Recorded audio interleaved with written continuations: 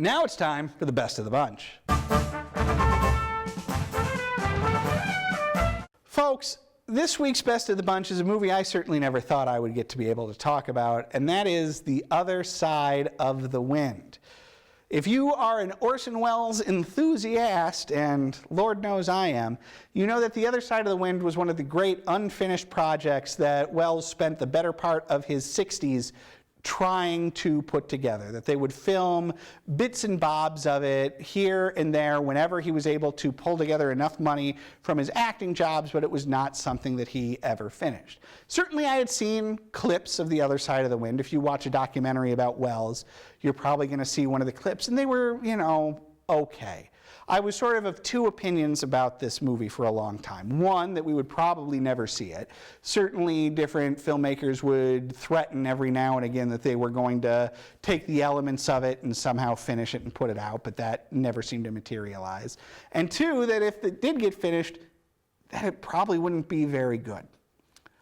Guys, turns out I was wrong on both counts. As I, along with the rest of the world, was stunned late last year when Netflix announced not only had somebody finished the darn thing, it was going to be on Netflix. Now, I put off watching it for a little bit because, again, I was worried that it was going to be not good. And I am a big admirer of Wells's, and I didn't want to see, you know, bad Welles. But The Other Side of the Wind, it's something else, guys. If you're into this sort of thing, you need to see it. And I don't want to say too much about the movie because I don't want to ruin it for you. But what I do want to say is that this is a movie that Welles made over the course of a number of years, like I said, while he was in his 60s.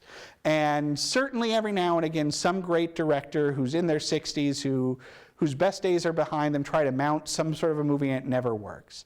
A good example of that, I'm very sorry to say, is John Carpenter, a director who I admire profusely, but who doesn't seem to be, you know, doesn't seem to have it anymore. The same of, like, say, Dario Argento.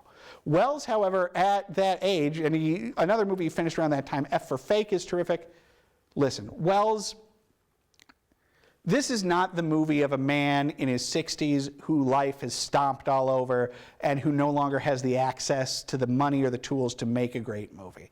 This movie is amazing. It is young, it is vital, it's sexy, it's gorgeous, it's completely inscrutable at times, but in a good way. It's the story of a director, is played by real-life director John Huston, who is at the end of his career trying to stage a comeback, which does make the movie, much like Citizen Kane, oddly autobiographical, right? Welles, in interviews, said over and over again that this movie was not meant to be autobiographical, but how can you see it as anything else? And so it's the story of this director, Mike Hannaford, played again by Huston, who has just made a movie very much in the style of, you know, sort of the 70s, you know, the sort of the 70s new wave movies like Easy Rider, stuff that was being made by like Coppola and Scorsese at that time.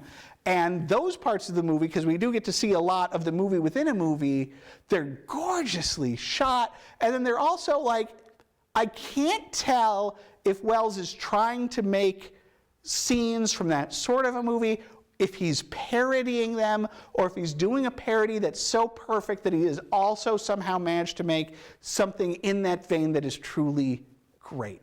There's so much going on in this movie that's very difficult for me to review in this shorter format. Again, all I can say is go and see it for yourself. This is a movie that is firing on all cylinders, that does not feel like the lost, forgotten work of a diminished filmmaker, but like the first film of an exciting young talent, and it is only more evidence that we should have gotten to see more from Welles. And can you only imagine if the power of Hollywood had been behind him?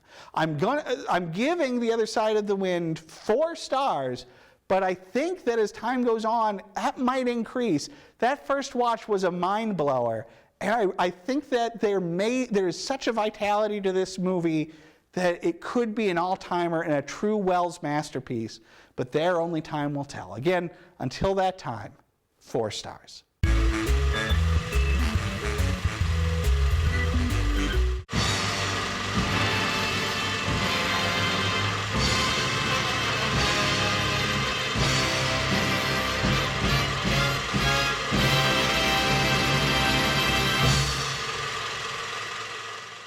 And don't forget to visit our website, northmetrotv.com/everymovieever. There, you can watch reviews of every movie we've ever covered here on the show, as well as complete episodes. That's northmetrotv.com/everymovieever.